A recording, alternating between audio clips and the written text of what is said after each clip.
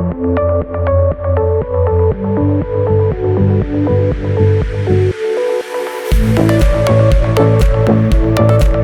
beautiful people. You are now tuned in to Afrovibes TV. I'm your host, Luna, and this is The Current.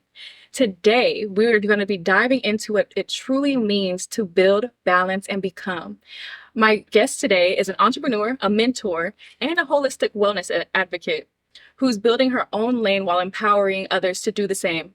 Let's get into it. So, you mind introducing yourself to the people? Hello, I'm Nyla. I'm also known as Nyla Heffa and Soul Space Nyla on Instagram. I am from Houston. I am an entrepreneur, over 10 years of entrepreneurship, and I'm just here to share that with you all. Oh, it's an honor and a privilege to have you here, girl. We're so excited. Thank you for making time for this. We really appreciate it. I appreciate it as well. Okay, so let's jump in. So take us back to the beginning. What inspired you to start your first business, and what kept you going through those early challenges? Survival for one. Yeah. Sure. I am a person that has been big on education, but I was not fortunate to finish my education due to me having a beautiful little girl.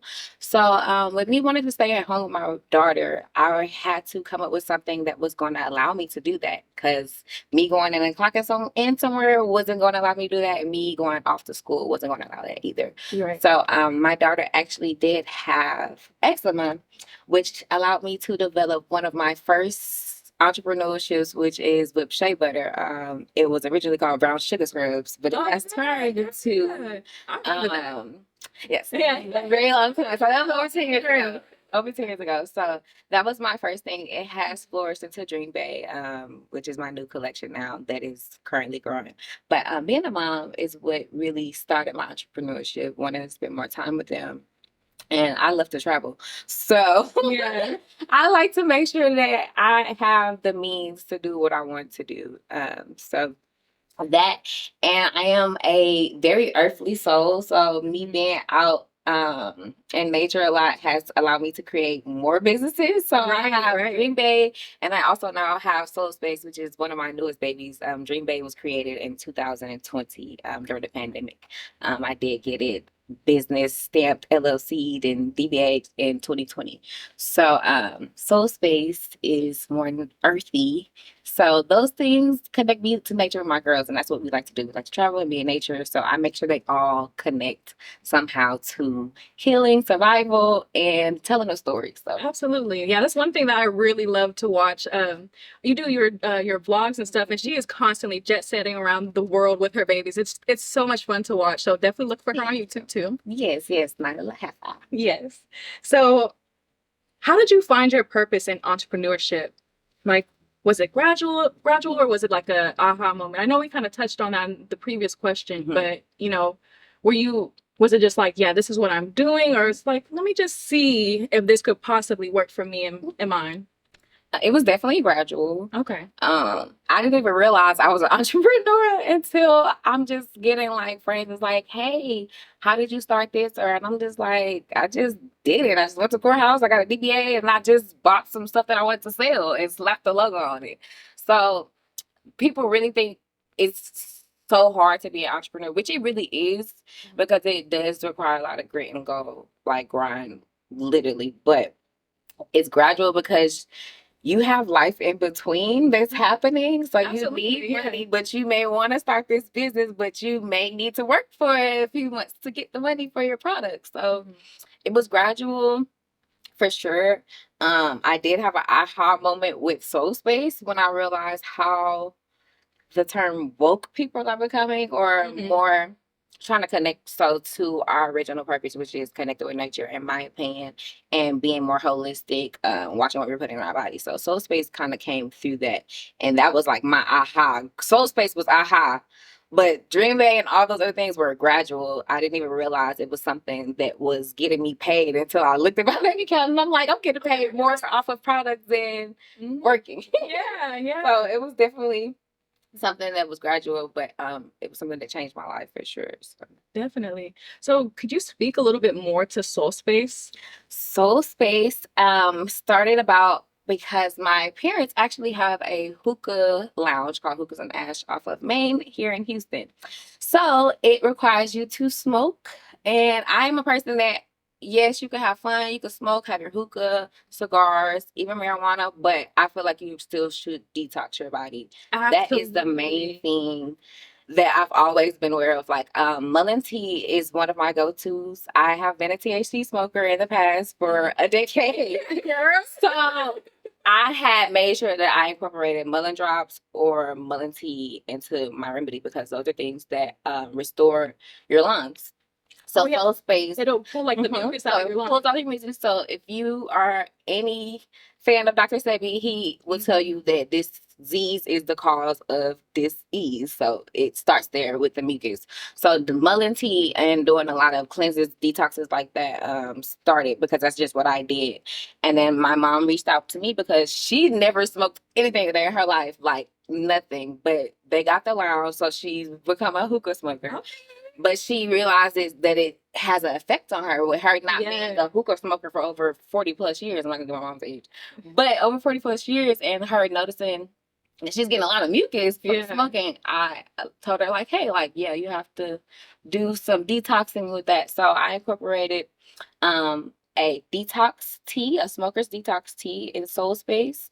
And I also made a cleansing bath, which has all kinds of earthy remedies such as Epsom salt, which would be your typical bath of relaxation. But I incorporated things such as cinnamon that is really good for inflammatory. Yeah. A little bit of cayenne pepper is good for inflammatory as well.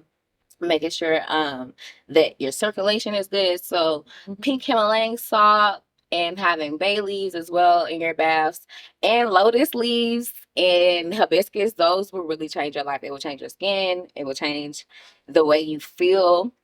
So Soul Space was my way of connecting our generation to something that will balance it out because we're so into our phones, we're so into the clubs.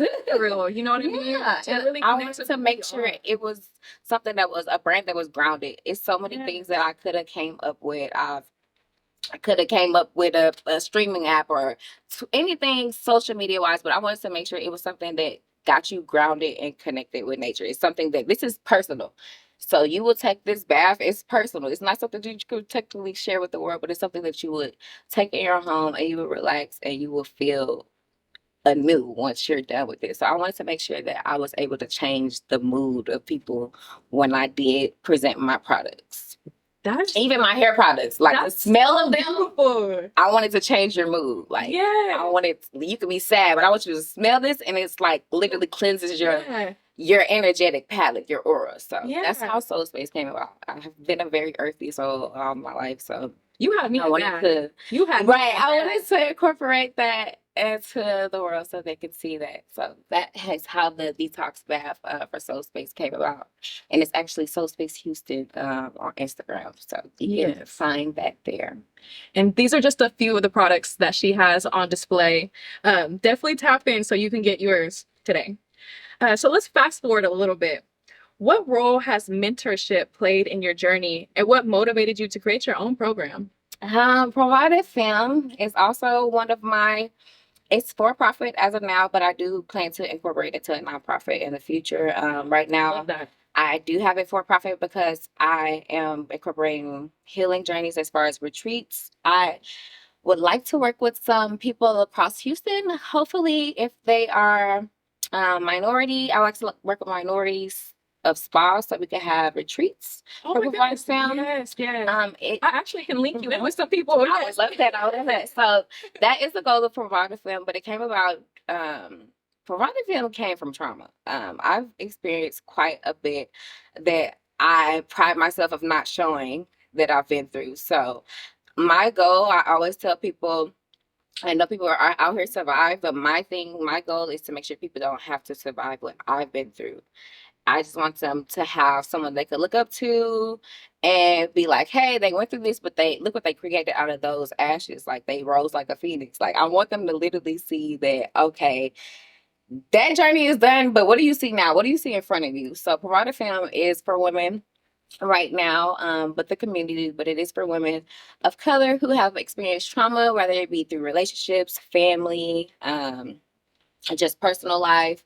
You never know what someone is going through. So it came about being a sisterhood. I am the only girl in my family, so I have two brothers. So I've never had a sister. So it came from me wanting to grow a sisterhood as well. With being a mom, I have two little girls who are sisters. So I don't know what it's like to have Yeah. a sister. So creating Provide Fam is my sisterhood and my sister circle for people to be able to depend on. Girl, I'm getting goosebumps.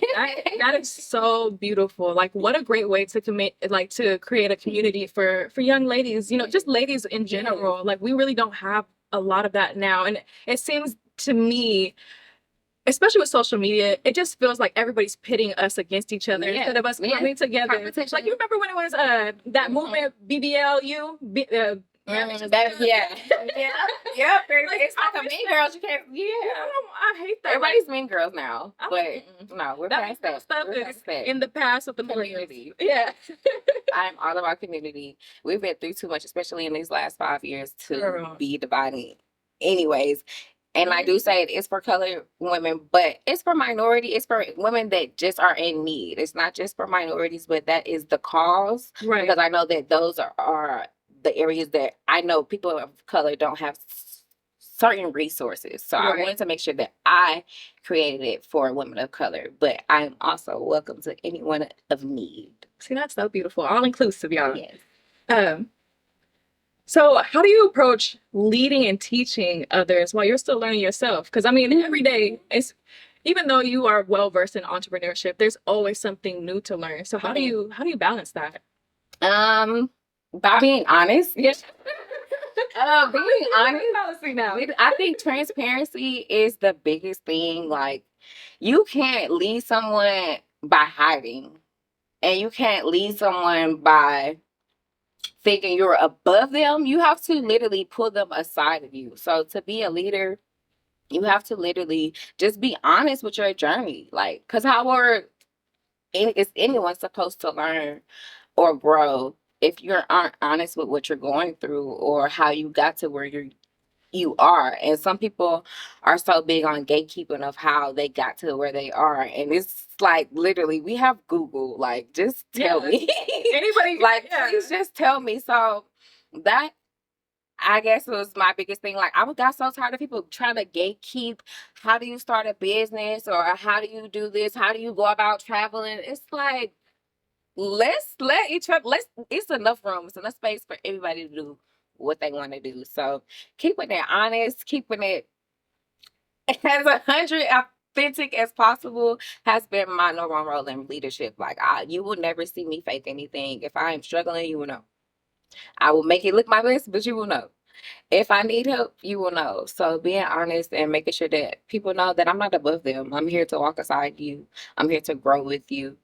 And I would like to, even the people that I'm mentoring, they don't even know that they're literally inspiring me. I'm literally learning from them. So it's always a win-win. It's not ever one-sided with mentorship for me, ever. So that is so beautiful. That is so beautiful, Nyla.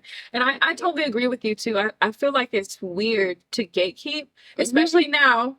Because right, with the internet. Come on. You know what I mean? And here's the thing.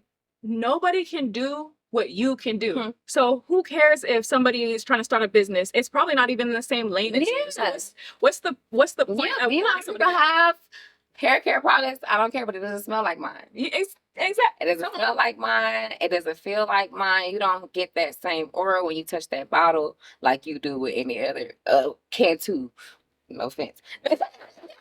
You're not gonna get that same feel. So it's more personal because you know that I was able to make that and create that in my warehouse, and it came from my hands or my area of love. Like, it's not just factory make, hair print, stamp, put on the shelves. Like, you know that I personally put my all into my work. So it does have another feel to it. Like, just do it. Everybody does a lot.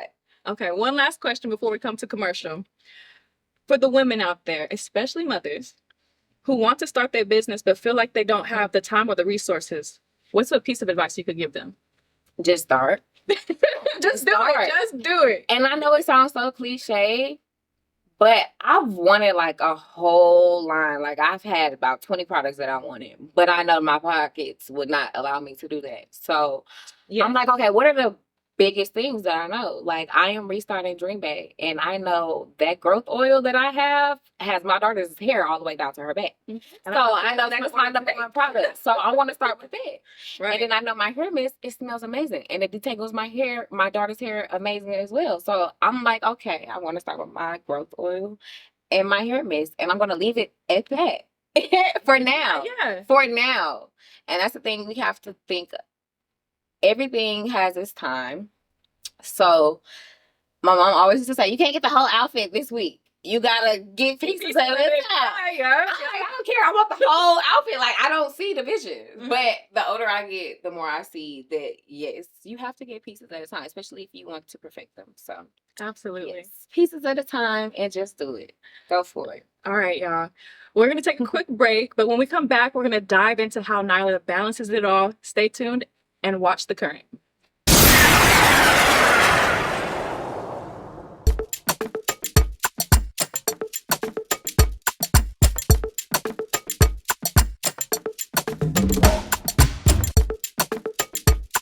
And we're back.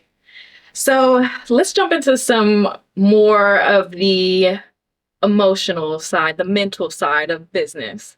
How do you define balance in your life? Like, and what is the definition, or has that definition changed over time? It's definitely changed over time. It used to mean me doing everything at once, but now it just means me finding peace of mind in what I'm doing and making sure I'm giving myself grace more than anything. Preserving energy is my balance. Like knowing when my battery is low. Like, okay, I can't do this. This is not the time right now. Or I just need to table that right now, come back to it. So eventually I'll get to that. But just knowing my boundaries with my time and not taking on everything, because that used to be my thing. Even if I didn't want to, yes. But now I'm like, I can't. No, it's still kind of hard for me, but I get it. I can't. Not right now, or I'll get back to you. That's a big step. That's my biggest thing, because I'm still balancing that. Like, I'm still trying to not stretch myself too thin, because like I said, my parents have their own lounge and I'm very heavily into that. And then I have my businesses, I have mom, then it's school. Everything. So balance is just making sure I know when to pause and refresh myself. Okay, speaking to the boundaries, what boundaries have you learned to set to protect your peace and creativity? My biggest one is not letting people influence my ideas, for one. That is huge. I am big on my craft. Yeah. So if I'm doing something, I'm very knowledgeable on it. And I have so I recently have found out that I am ADHD, which I've kind of known, but as you're a kid or a teenager, you don't want to label yourself, or you don't want to tell someone, oh, I think I'm this, or something is wrong with me, or, so the older I get, I realize, okay, I can't do everything. Like my brain does not work how everyone else's does. Like, how are you able to do this, and that? And I have like 100 things in my mind, and I can't do the one thing in my mind. Yeah. So me learning to figure out that balance, for one, had basically addressing that. Okay. So I made sure I got checked in with my physician, made sure that I was on the medication that will help me thrive. Right. So being honest with yourself too when you're going through things is your biggest blessing and a balance in your life. If you don't know what you're going through, you can't tell yourself what you need.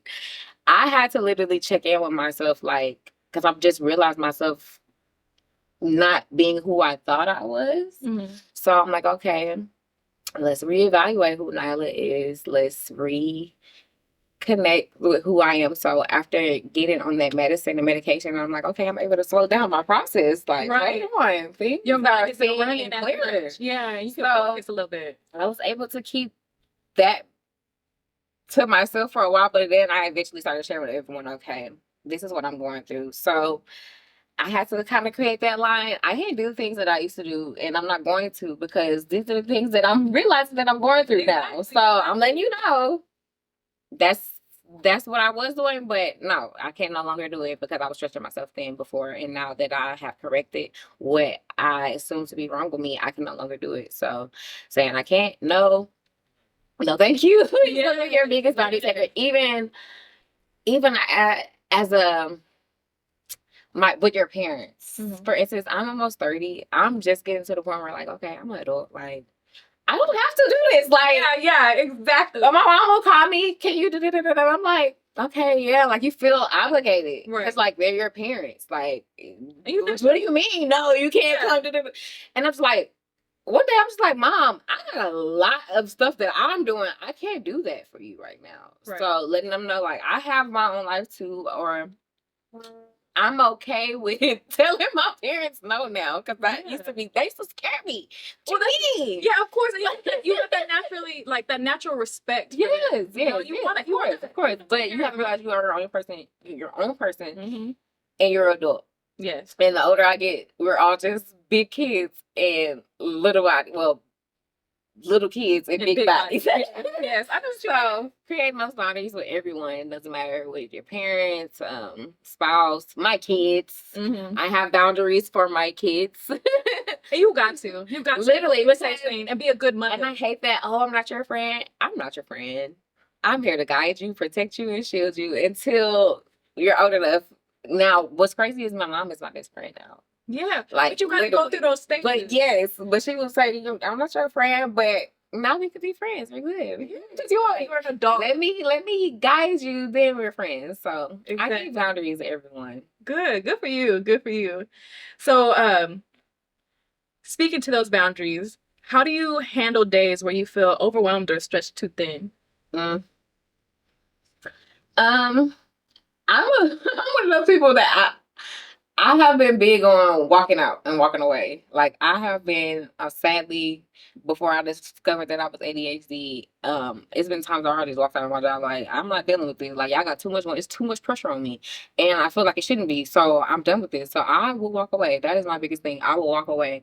I found myself literally, just a few weeks ago with my parents. Yeah, I'm like, I can't do this. I'm gonna just have to walk away because I don't want things to go left. And I'm more so really big on pausing first and realizing what may happen before doing.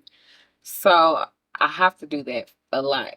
So that's beautiful. That's a lot of self-awareness that most people do not have. yes. I respect that because it's better for you to walk away from a situation and still cultivate that relationship with those people rather than to burn out and then you just do this big old crash out. And now everyone's like, what the heck is going on? Right. You come back all fine and everybody hates you now. Yeah, exactly. I think that's so beautiful. So what are some wellness or healing practices that help you recharge and refocus? So my biggest thing, I'm a meditation person. I have a strong routine. I have to wake up and make sure I am taking care of my face.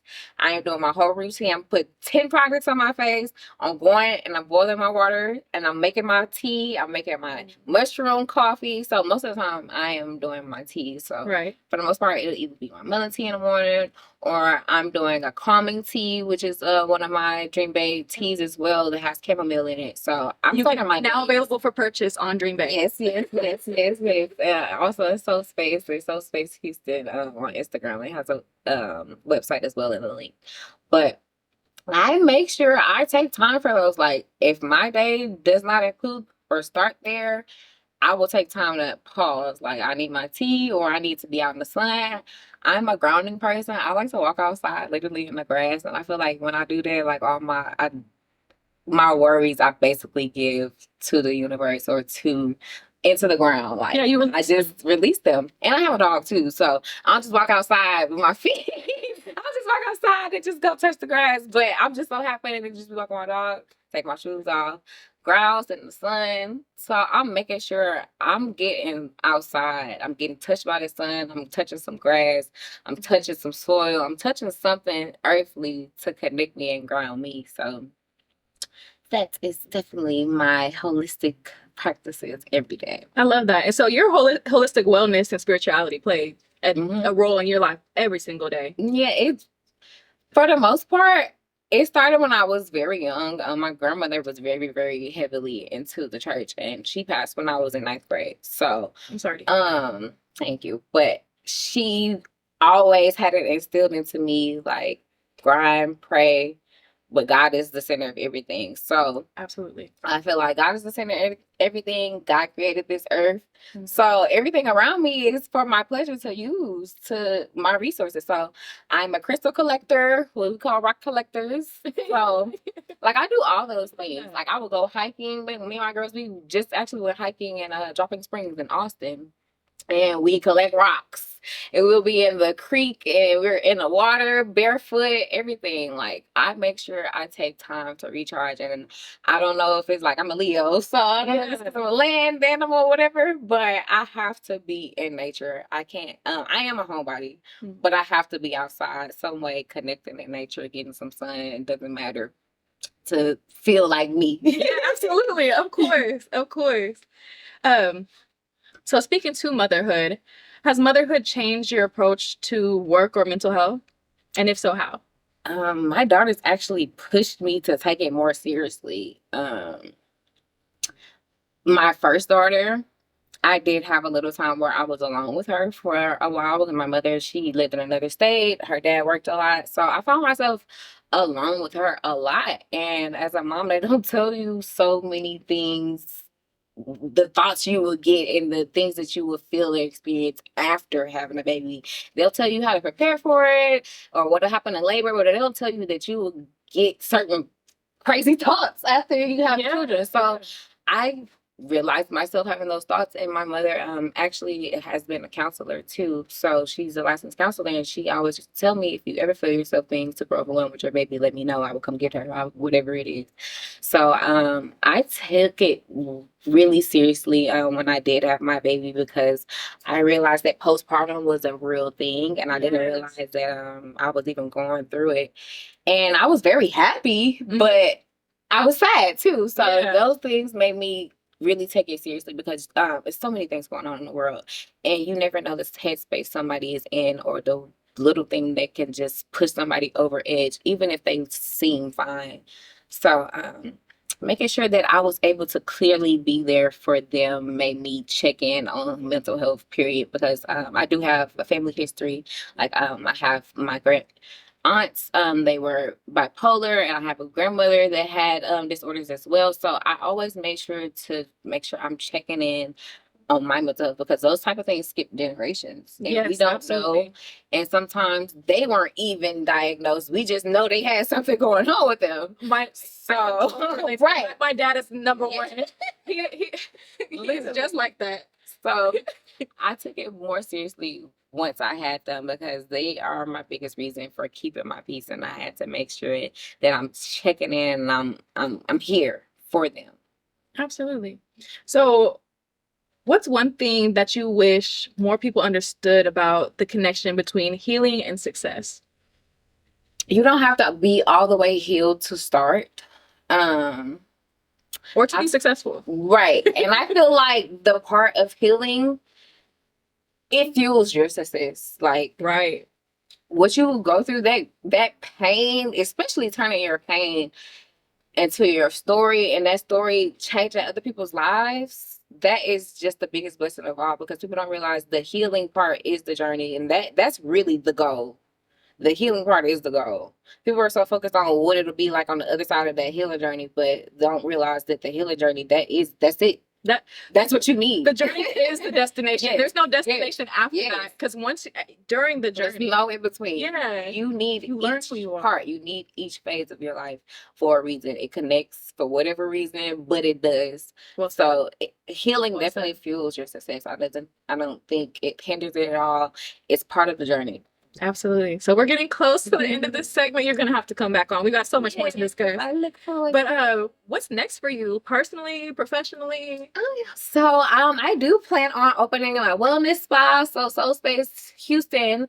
I have it Houston because it will be the first location in Houston. So that will be what I am working on for 2026. And We're so also excited. having retreats coming, like I mentioned earlier, for Pouvoir de Femme. In November, those will be posted on Pouvoir Film on Instagram as well. And I plan to have those retreats for you women to come and relax, renew your mind, get business ideas, workshop, get mentors, get connections, network. So I do plans on having people to be able to community and soul space as well as provide film. Those are my babies and dream bay as always. My pride and joy because I am a hairstylist. As I didn't mention that, but I have been a hairstylist. She does it all. So, Stop shop over here. hey. Come on now. But yes. Those are my future projects, and I also have started doing a little film and TV. So look out for that. Oh yeah. Yes, absolutely. That'll be so cool. Yeah. I'm excited for I'm you. excited for that. Definitely. Whenever you start it, I'll come be a guest on your show. Yes, ma'am. Okay, so that's a wrap for this episode. Thank you so much for coming out and spending some time with us. I really appreciate it. I mean, you keeping it real about business, balance, and being your best self like that was so inspiring, and I really appreciate that because we don't have a lot of people that come on and are just truly forthright and open to what they're going through. That's so beautiful. Yes, and you be as transparent as possible. Girl, you are amazing. As always, make sure you follow us on all social media platforms, Afrovibes TV and radio, as well as download the app. It's in your app store. And remember, stay grounded, stay growing, and stay current.